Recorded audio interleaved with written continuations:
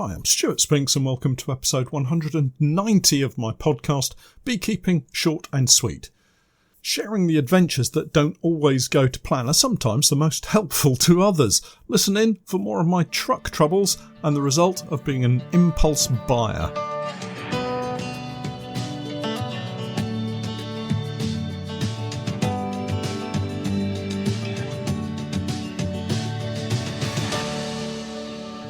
Beekeeping Short and Sweet, a beekeeping podcast for the inquisitive beekeeper with a short attention span. A beekeeper, in fact, just like me. I'm delighted to say that our podcast is now sponsored in part by Simon the Beekeeper. Making beekeeping an affordable hobby for everyone, Simon the Beekeeper provides the best value beekeeping equipment possible, along with a super fast delivery service. The bees won't wait, so their customers don't have to either. Visit the website at www.simonthebeekeeper.co.uk. Hi everyone, it's podcast time once more, and without fail the weather has continued its roller coaster journey, with our local temperatures heading back up into the low double digits once more. Before the weather forecast though, I trust you're all well, your bees are behaving as it were, and you're on track for a fabulous Christmas. Not long to wait now until we get to open all those lovely surprise beekeeping presents that we've been waiting for. First, before I let you in on my Christmas present surprise, back to the weather. Blue skies and sunshine outside right now. Daytime temperatures hovering around 10 degrees Celsius, that's around 40 Fahrenheit, and the bees are getting out and about, mainly on cleansing flights, but also out gathering some small amounts of pollen and probably a tiny amount of nectar if they're lucky. I was talking to Pete last night, who reported his bees were really busy yesterday and were bringing back some yellow-coloured pollen. Obviously that covers a huge range of pollens, but if you carry out a little detective work and keep a watchful eye open, you might find out exactly what they're on. For Pete's bees, it seems they may be on a plant called Mahonia. Check it out online for some images of what it looks like, but the mature plants have tall architectural stems with spiky leaves and long bracts of yellow flowers that produce some wonderful pollen, especially if you take a look at it under the microscope. I think I've talked about it before, perhaps last year.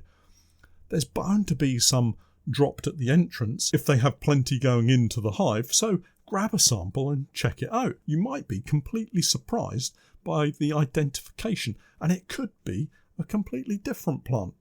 I keep encouraging Pete to do just that, but I don't think he's keen. Anyway, this warmer weather is great for bees getting out and about, but there is a cost to be paid at some point. This could be in the form of a shortage of food in the late winter, so do keep an eye on your bees and keep hefting those hives to check on the general weight. If you have any very light ones, it might be worth having a quick check just to make sure that they have food. Larger colonies will consume a significant amount of food on these toilet days, as I call them, when they break cluster and get out on their cleansing flights.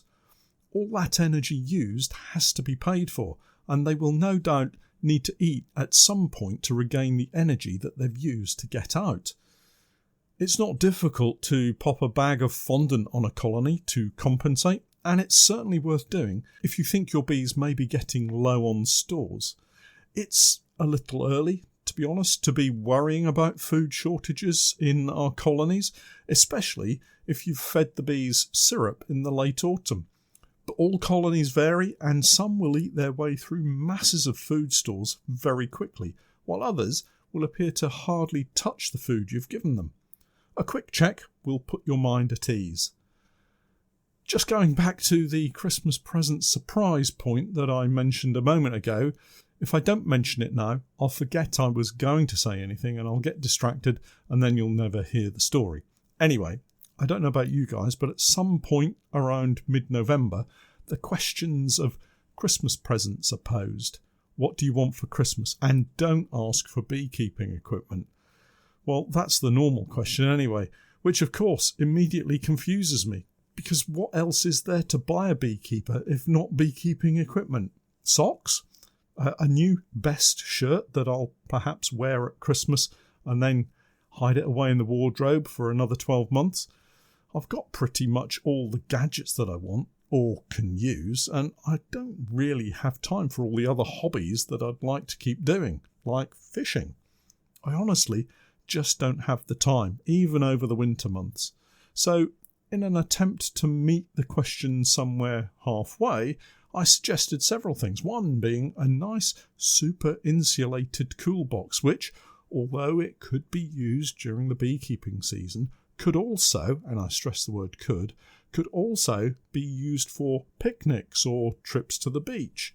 Honestly, when am I going to get a chance to have a trip to the beach during the height of the summer?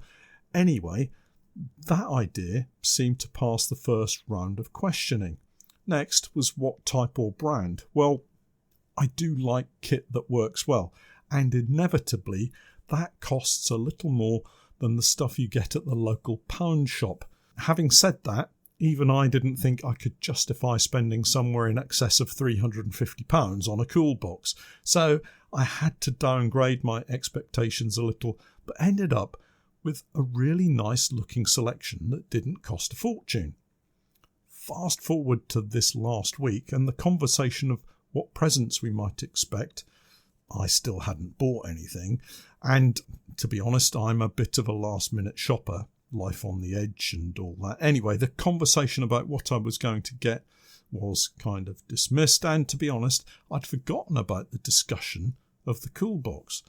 Now, when you order larger items on Amazon, you need to know that when they stick an address label on it, they don't always put the item box in a delivery box. And yes, you've guessed it, while I was home, Mr. Amazon delivery driver knocked on the door with a box that proclaimed Igloo Cool Box all over the side.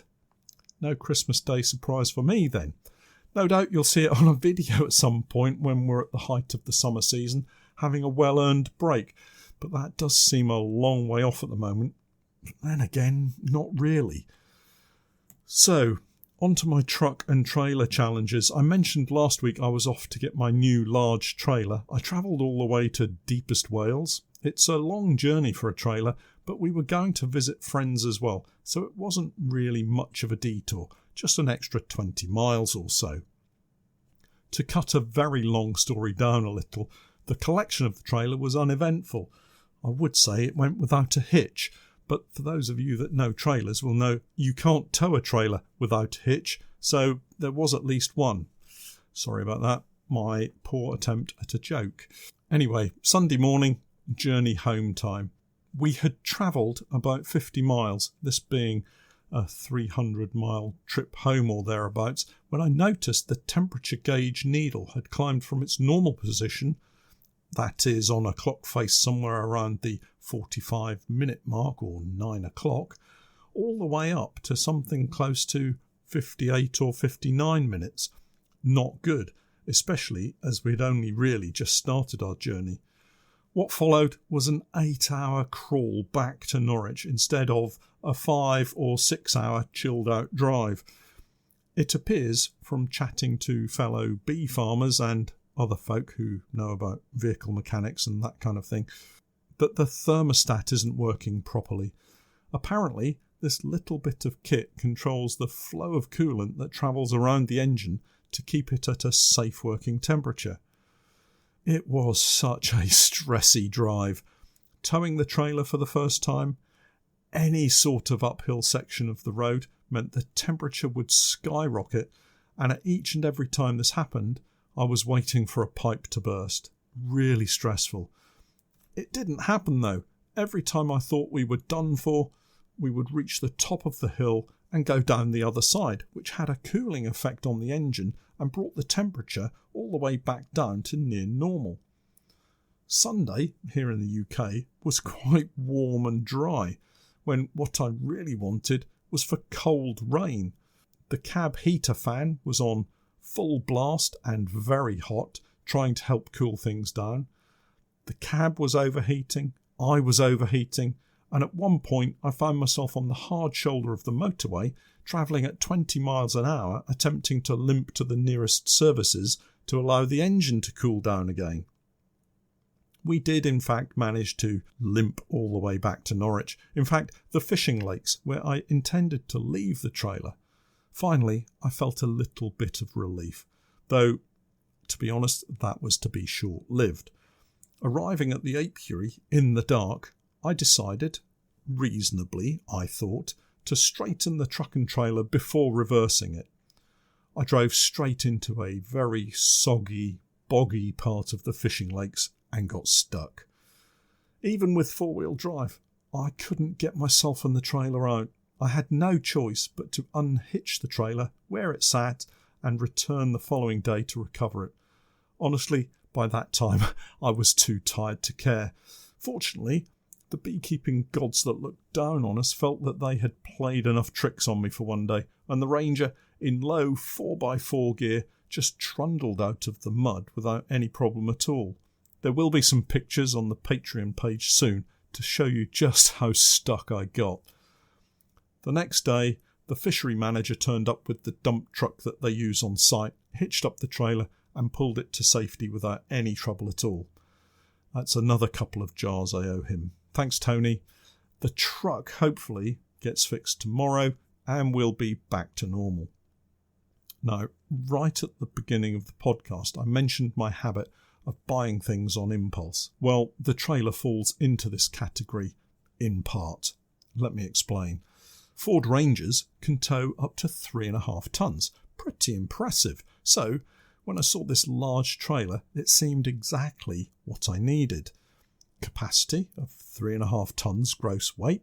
It is a beast, so weighing in at over 800 kilos, it still gives me over 2.5 tonnes towing capacity.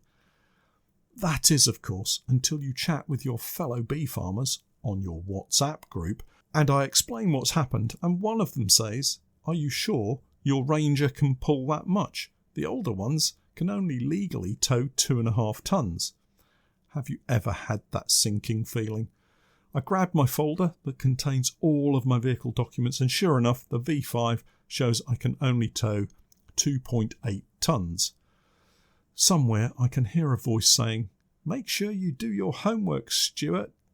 This in fact means once the thermostat issue is fixed and the truck can cope again, I should in theory still be able to load up the trailer with as many empty boxes as I have in order to take them to the bees on the oilseed rape and borage, and I will still be able to return something around 100 to 120 full supers in one trip, something I've never been able to do before anyway.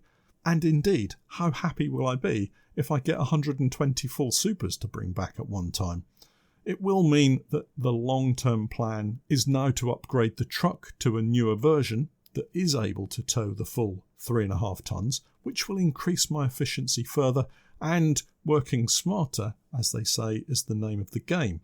It might mean that Steph has to get to grips with driving the current Ranger, as 2 trucks are going to be better than 1, but with all this kicking off, next season has become a major event for me and the Norfolk Honey Company, and I'm really looking forward to see how we get on, for better or worse.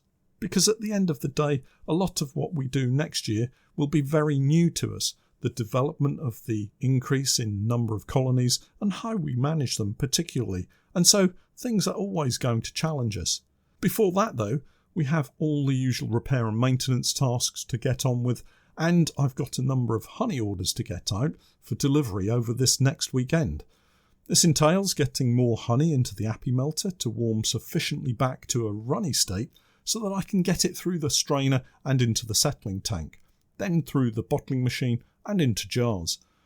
The whole process only takes a few days, but it is important to allow the honey some time in the settling tank so that the fine bubbles that get held in suspension can drift to the surface and not end up in the customer's jars.